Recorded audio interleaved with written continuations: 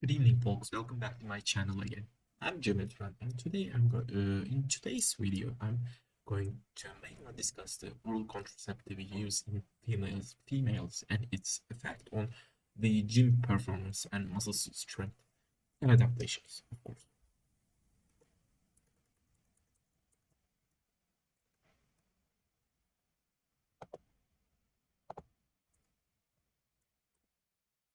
The oral contraceptives work via a couple of mechanisms, and they can decrease fertilization, like androgenic effects, such as hirsutism or androgenic alopecia. They increase total androgen load, which is the main reason why they decrease, and they also decrease the free androgens. And they do contraceptive do those via a couple different pathways, such as they decrease androgen synthesis, obviously by inhibiting the ovarian function. Their ovaries uh,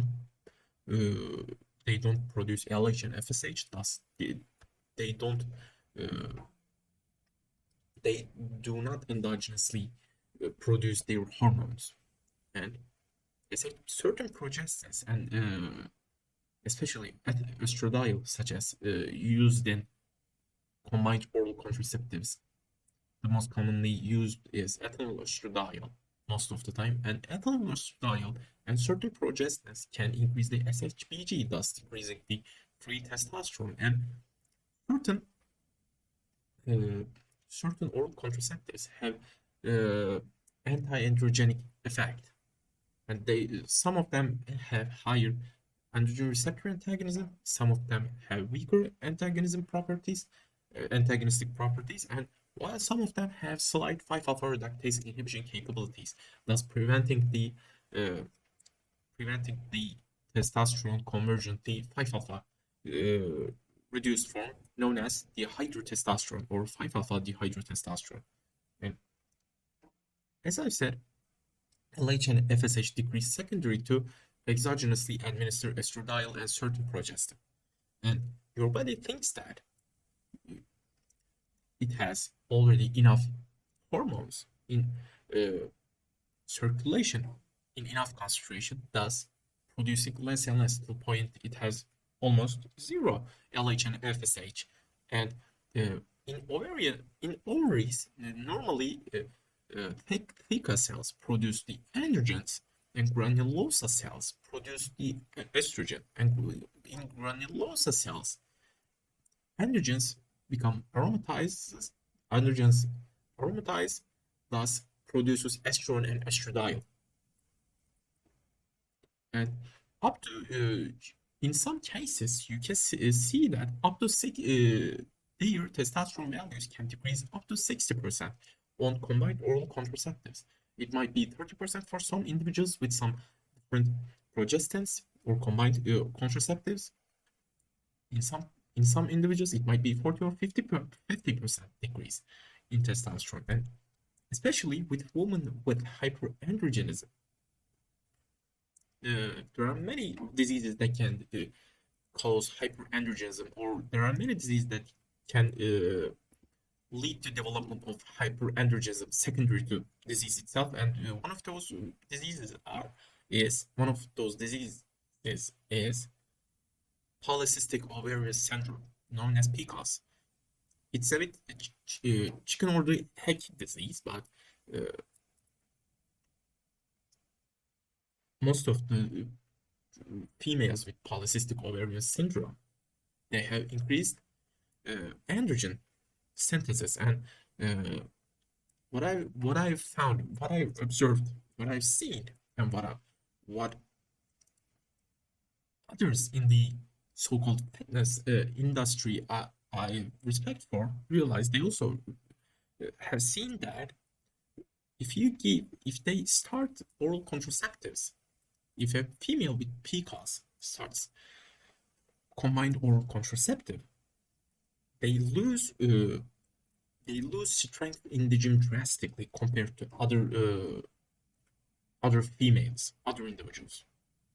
As some people, obviously there will be some people who won't get affected at all. There will be some people who get a bit of effect, I mean negative influence on performance, and there will be some individuals like with PCOS, combined oral contraceptive will can decrease their gym performance. And from what I've seen, percentage of uh, the percentage of the individuals who got negative influence by combined oral contraceptives is quite high in the uh, hyperandrogenism or PCOS uh, groups.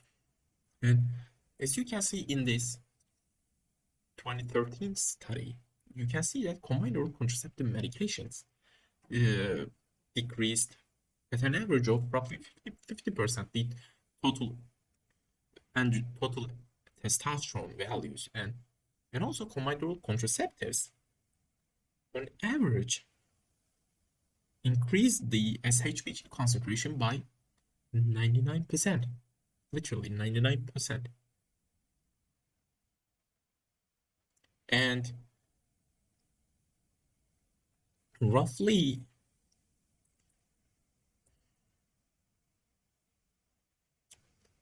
okay, let's talk a bit about polycystic ovarian syndrome and hyperandrogenism.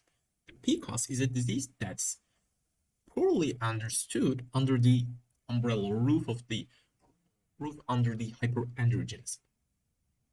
Anecdotally, women with PCOS, as I said previously, tend to perform better in the gym, and when they start oral contraceptives, they perform worse, especially before a competition. And timing of oral contraceptives are quite important, especially for competitive athletes. As as I've said, some women perform better on the pill. Imagine, imagine having painful stabbing pains in your stomach for 4 days in a row,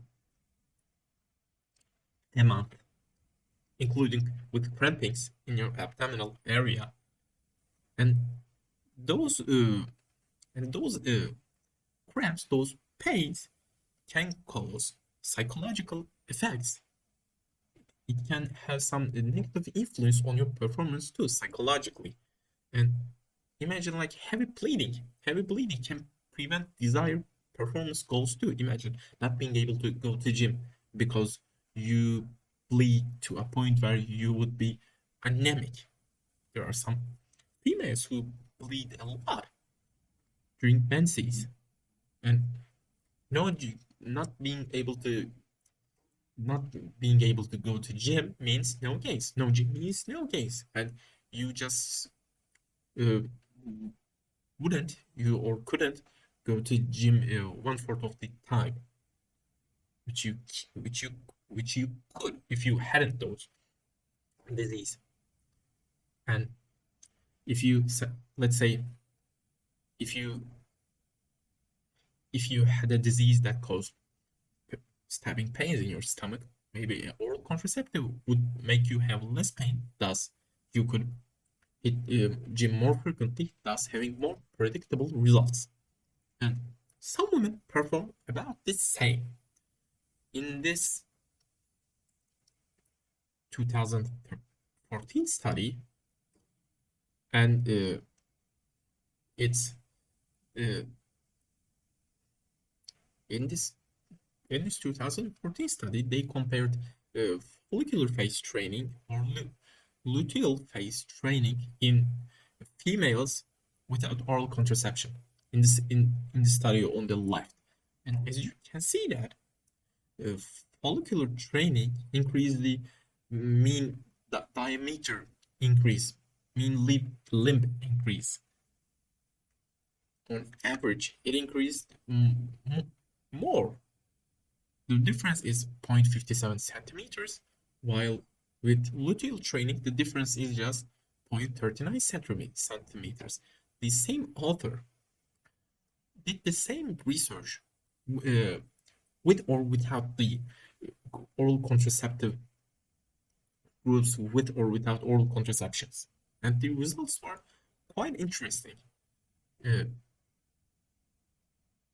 the main difference in centimeters was still the same with follicular and luteal training, but with oral contraception, you can see that there was no difference between follicular and luteal training with oral contraceptive medications, and the gains were almost identical still.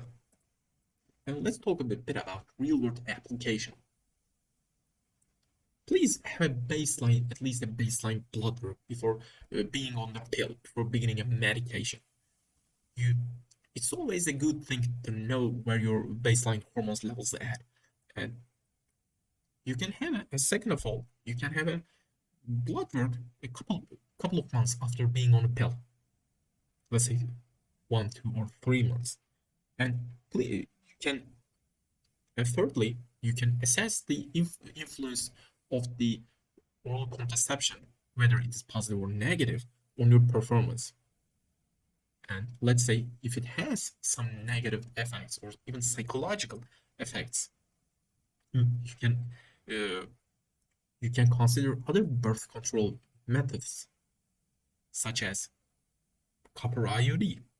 If you are purely using oral contraceptive medication for birth control purposes, yes, uh, you can you can consider other methods such as copper IUD, like local progestin IUD, progestins, IUDs with progestins, or other hormonal IUDs, also known as. And you can uh, also, your partner or your husband might maybe consider other male birth control options if the goal of the contraception is just birth control. And last but not least, let's remember that oral contraceptives are drugs still. Most of them are not identical to your uh, endogenous estrogen and progesterone, and most of the time they contain uh, ethanol estradiol and other type of androgens, whether it's a proge and most of the time the progestin is a 19 or testosterone derivative. And let's say if you have no hormone imbalance or any indication for it other than birth control purposes, just think twice before being on the pill, because it might my bad. Think twice before being on the pill, and it might have negative influence on your performance and your psychological status too. Keep that in mind. And also, thank you guys for watching again, and please let me know if you have any positive or negative experience with contraceptive medications. I would like to hear your experiences too. And as always, thank you guys for watching, and I'll see you on the next video. Cheers. Have a great day. Have a great evening. Have a great evening.